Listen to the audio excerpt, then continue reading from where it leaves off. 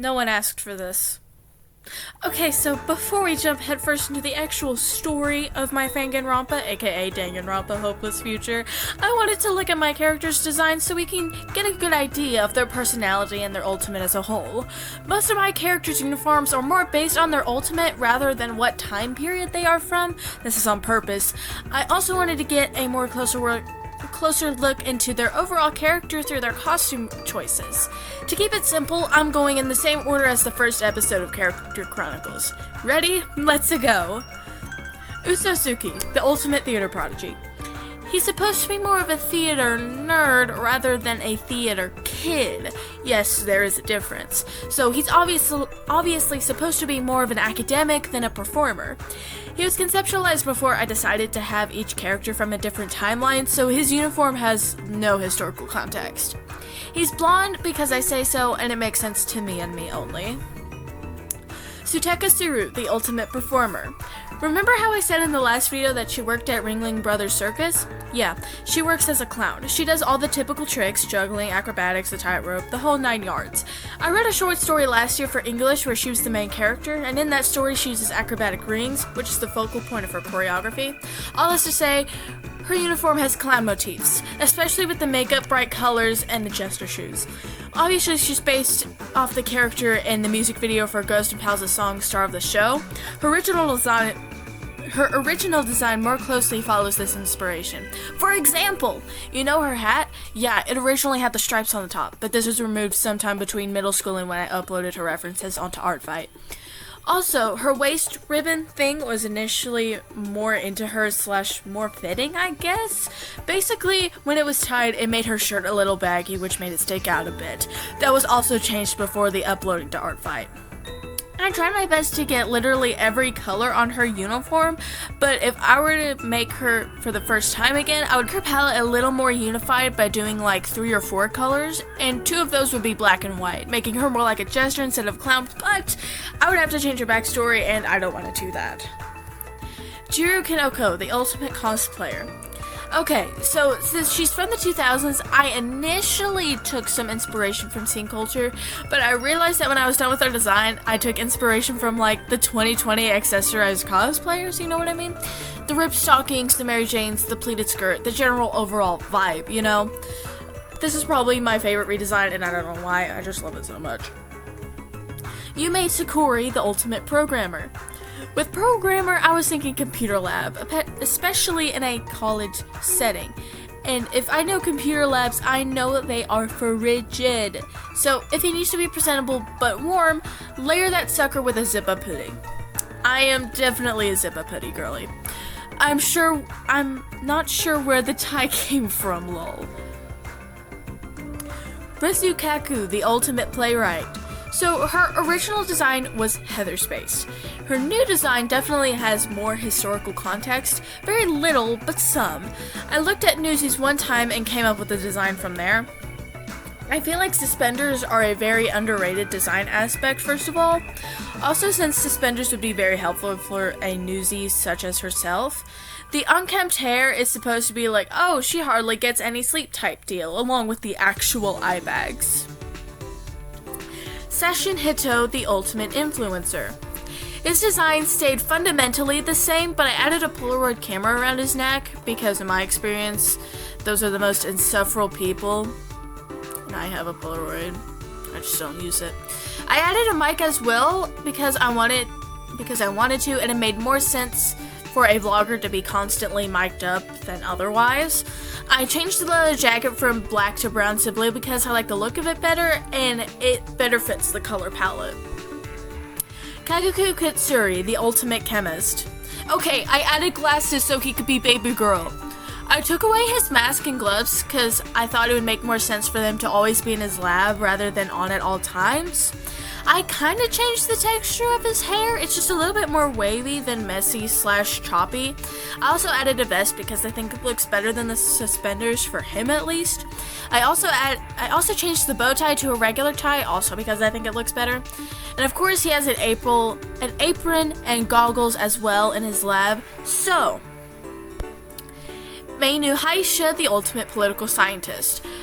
I really didn't like the sweater over a button-up. So I changed it to an actual suit because that makes more sense fundamentally.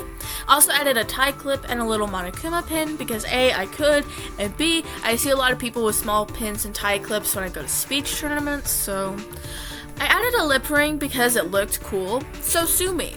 And yes, because his mouth is a line and the only two references, it's up to you to decide if it's on the upper or bottom lip. I changed his color palette from blue to red because I already had plenty of blue characters, and it looks better like this anyway. I think it would be boring if I had a blue character in a suit. Oh wait. I gave him Argyle socks because I could. I also slicked his hair back because I think it just makes sense for someone who is participating in debates and doing federal level activities to not have their hair in their face, you know? Also, I'm just realizing that I kind of swapped his eyes and general color palette. Like, his original design is blue with red eyes, and now he's red with blue eyes. Zekin Damisuto, the ultimate taxidermist. I wanted the top of his uniform to be fur-lined because, obviously, his scar, dulled eye, and chopped bangs are all part of his backstory. I didn't really explain it in the last video, but basically, while on a hunting trip with his dad, he went a little too deep into the forest, and after peering into a cave, he got attacked by a bear. A smaller, weaker bear, but still a bear. His eye got cloudy after the attack. And if I'm being honest, his design is due a do-over, but like, I don't know what and how I would change. He also has the animal head to hide his scarring. He can see pretty much perfectly through it. Amocha Meika, the ultimate toy maker. She obviously has the apron to put her string, needles, and buttons in. I'm not sure why I made her apron a part of her, like, pants, but it's whatever. I also don't know why her hair is 3 different lengths in each of her reference photos. Yes, the glasses are also buttons because they're awesome. I would love to have glasses like this in real life. She has these like ruffled lacy sleeves. I also put those in because it looked cool. Although it would go on to be mistaken for a cape in one of my attacks, but it's whatever. Shizuka Hito, the ultimate 3 question marks. Since Shizuka was heavily personalized, she had a bunch of checkered motifs because Kokichi was and still is my favorite B3 character. Yes, I know it's basic and overrated, but you can't change my mind. But those needed to go when I redesigned her. I wish I never changed her suit because it suits her so well. Haha. But I already had plenty of characters with 3-piece suits, so I felt like I had to change it. I kept pretty much all of her design choices past that, just changed the colors. I had to keep her signature bow. It was staying. Also, her palette is much more unified than it was. Yes, they're both all blue, but I used the less shades of blue in her new design than I did in the first. I wish I could tell younger me that not every piece of clothing had to be a different color. Tenoshiba Kyubu, the ultimate entertainer. So, I first made him in 6th grade, and he was based on one of my friends whose favorite color was green and was really into Rubik's Cubes. I decided his ultimate way later. But if we're looking at him objectively as an actual entertainer, like a stand-up comedian or like a host on the news or something, it would actually make sense for him to have a flashy suit, you know, to capture your attention. But at the same time, he has to look nice, hence the dress, pants, tie, etc. He's also given piercings because they look cool.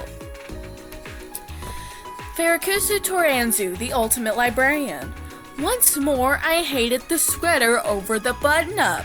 I opted for a vest instead because it looks more bookworm/nerdy, I guess. Also the rolled up sleeves because you can't let your sleeves hang when you're putting up books. And the single glove so he doesn't damage especially older books with the natural oils that exude the skin. And obviously he's supposed to dress nice for his job, so dress pants and shoes for him. There's very little historical context. Dekukoa Gurin, the ultimate archer.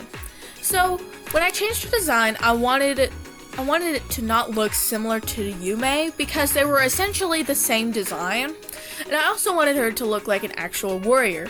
Now, when I did archery in middle school, we never wore these poncho things. We had actual uniforms / jerseys, But I made that choice because she's from the 10th century and also because it looks cool.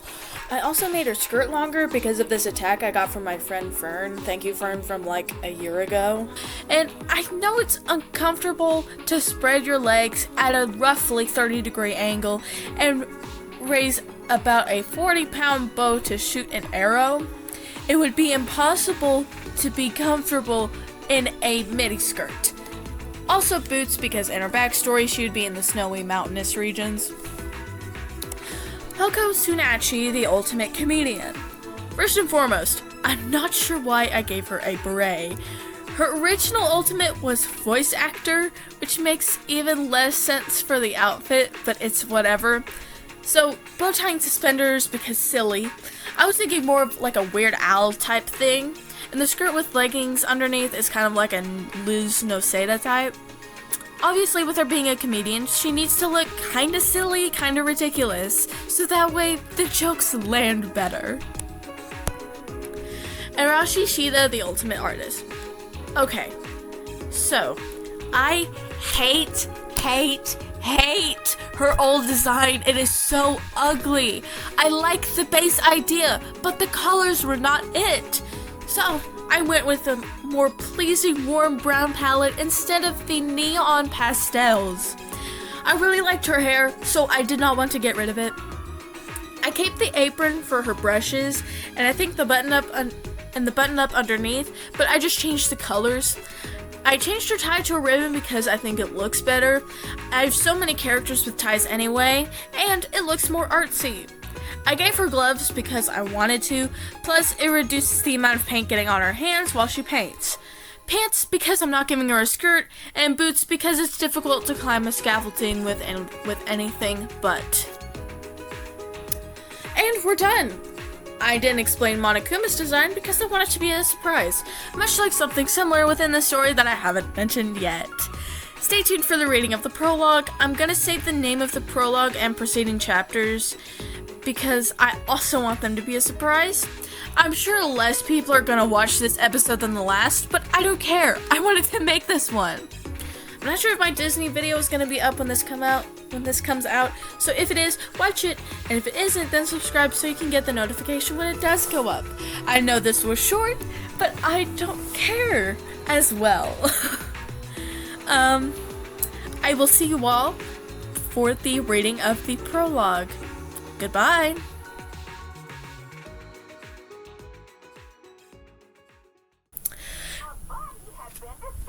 Hello?